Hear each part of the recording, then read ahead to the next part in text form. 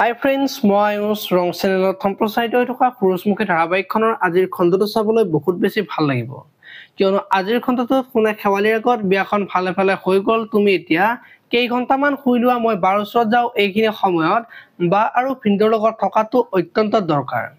বাৰ কাৰণে ব্লাডৰ যোগাৰ কৰিব পৰা নাই বুলি শেৱালিৰ আগত কোৱা দেখিবলৈ পাব। এইফালে আকৌ অংশুৰ বিয়াৰ পিছত অনুস্মিতাক মই চাগে তোমাৰ কিছুমান দায়িত্ব পালন কৰিব নোৱাৰিম। তুমি সৰুৰে পৰা দামী ঘৰ, দামী আচবাব এইবোৰৰ মাজতেই ডাঙৰ হৈছা।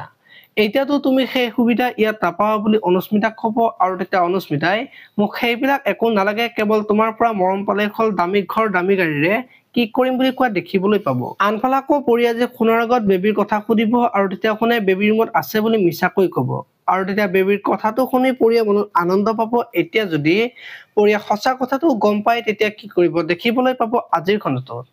আপোনালোকে সুৰুজমুখী ধাৰাবাহিকখন চাই কেনেকুৱা পায় কমেণ্ট কৰি জনাব, আৰু যদি আপোনালোকে এতিয়ালৈকে চেনেলটো ছাবস্ক্ৰাইব কৰা নাই তেতিয়াহ'লে চেনেলটো ছাবস্ক্ৰাইব কৰি বেল আইকনটো প্ৰেছ কৰি দিব। ধন্যবাদ।